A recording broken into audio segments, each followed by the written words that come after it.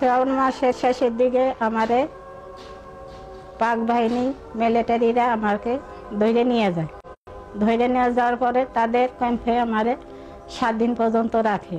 রাইকে খুব নির্যাতন চালায়, আমার পর নির্যাতন চালাইছে, দর্শন করছে,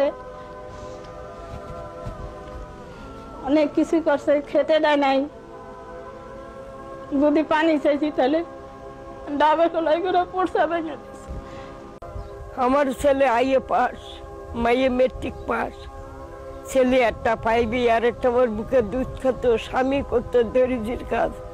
আমারও 2 হাত বান্ধি আমার সামনে আমার ছেলে মেয়ে স্বামী সব গুলি করলো। আমি বলিলাম বাবা উর্গে মারিস না, আমারে মার।